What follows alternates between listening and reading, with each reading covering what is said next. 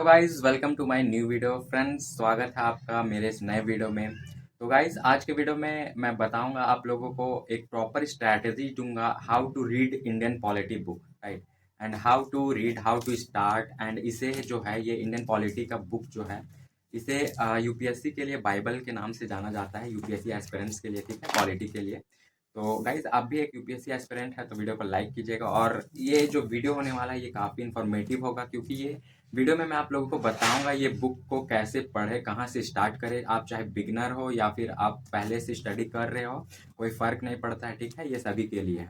तो चलिए बिना टाइम वेस्ट किए हुए वीडियो को स्टार्ट करते हैं और आते हैं सीधे टॉपिक। तो गाइज जैसा कि आप लोगों को दिख रहा है ये वीडियो में, ये मेरे हाथ में है इंडियन पॉलिटी बुक, जो यूपीएससी एस्पिरेंट्स के लिए मतलब कि बाइबल है, ठीक है।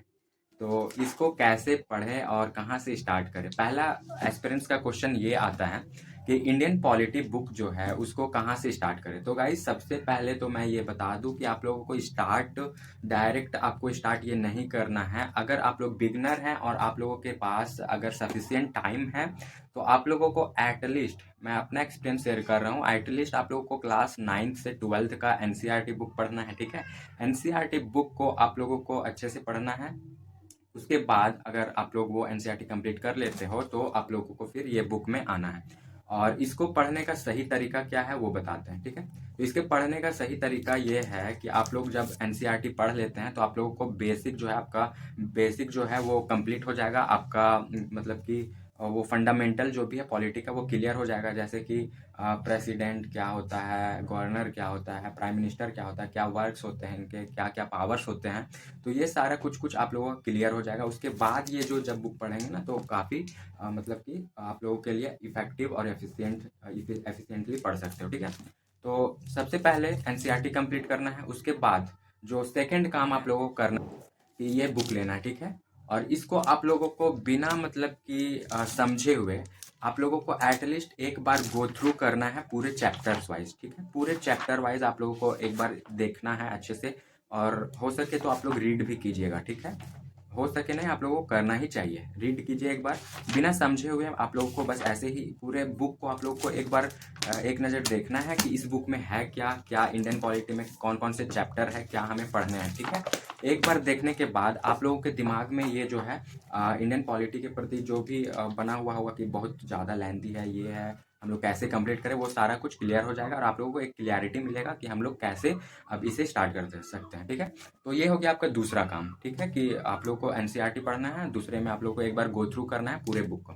अब थर्ड काम क्या करना है आप लोगों को, तीसरा पॉइंट ये है गाइस कि आप लोगों को सिलेबस यूपीएससी का जो इंडियन पॉलिटी का दिया हुआ है, ठीक है, वो और ये बुक, इसमें से आप लोगों को इसका कंटेंट मिलाना है और कौन कौन से चैप्टर, कौन कौन से टॉपिक इंपॉर्टेंट है उसमें टिक लगाना है, ठीक है।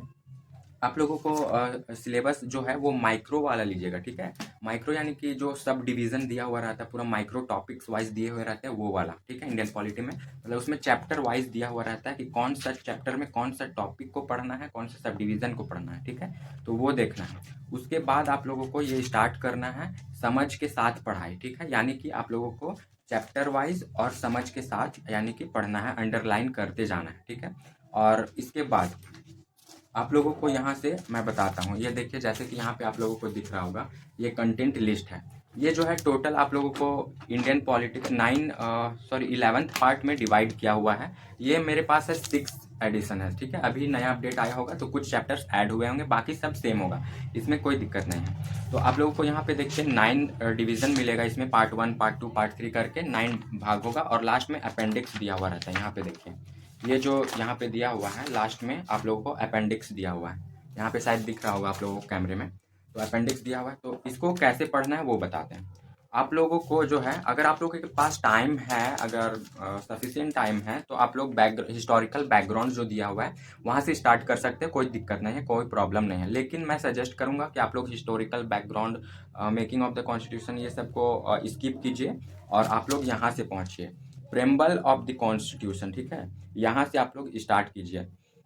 बिकॉज जो है हिस्टोरिकल बैकग्राउंड से क्वेश्चंस भी नहीं आते हैं उतने, और आप लोगों को हिस्ट्री में भी यही मिलेगा, आपको पॉलिटी में भी पढ़ना है, ठीक है।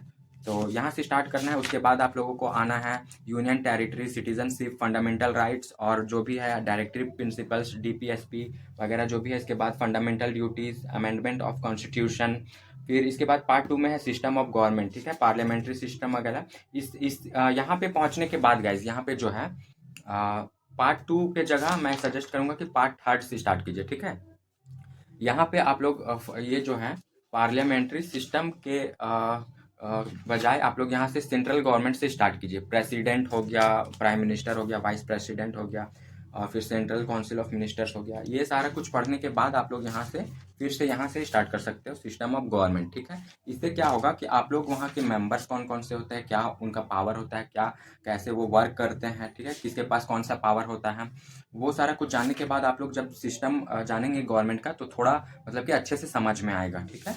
इसके बाद आप लोग यहाँ पे जैसे है सिलेबस के अकॉर्डिंग चलना है। सिलेबस आपके टेबल पर होना चाहिए, ठीक है। सिलेबस जब तक आपके टेबल पे नहीं होगा आप लोगों को समझ में नहीं आने वाला है। तो यहाँ पे उसके बाद जो है ये सारा टॉपिक करने के बाद गाइस आप लोगों को फोर्थ में जो है, फोर्थ में आपको क्या करना है, ये जो है अपेंडिक्स, ठीक है। लास्ट में आप लोगों को अपेंडिक्स में जाना है।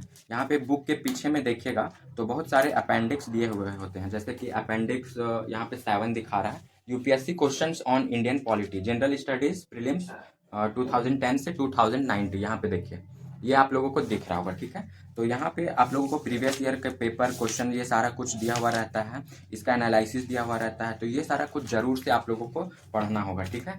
इससे क्या होगा, आप लोगों को प्रीवियस ईयर्स के बारे में क्वेश्चन का एनालिसिस पता चलेगा, किस टाइप के क्वेश्चंस आ रहे हैं वो पता चलेगा, और कहाँ पे आप लोगों को ज़्यादा फोकस करना है वो भी पता चलेगा। तो आई होप आप लोगों को समझ में आ रहा होगा मैं क्या कहना चाहता हूँ। तो यहाँ पे देखिए इसका आंसर्स भी दिया हुआ है, अपेंडिक्स का सारा क्वेश्चन, फिर अपेंडिक्स 8 आया, फिर इसका सारा क्वेश्चन दिया हुआ है, इसका आंसर्स दिया हुआ है। तो ये सारा कुछ करने के बाद आप लोगों को ये आपका जो है इंडियन पॉलिटी के प्रति कॉन्सेप्ट और इसके प्रति जो आपका कॉन्फिडेंस है वो बिल्डअप हो जाएगा। आप लोग पूरा इंडियन पॉलिटी के मास्टर्स हो जाइएगा, ठीक है। इसको एटलीस्ट आप लोगों को कम से कम 3 बार तो पढ़ना है, और ज़्यादा से ज़्यादा आप लोग जितना चाहे उतना पढ़ सकते हैं। कोई टॉपर्स 10 बार पढ़ते हैं, कोई 25 बार पढ़ते हैं, ठीक है। इसका कोई लिमिट नहीं होता है, जैसा आपको समझ में आता है वैसा कीजिए।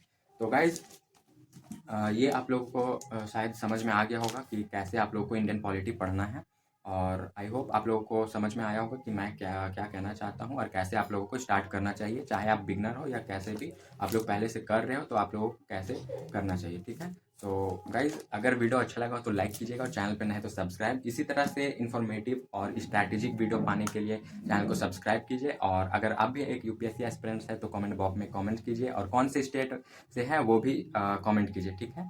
तो गाइस मिलते हैं अपने नेक्स्ट वीडियो के साथ। Till now bye bye.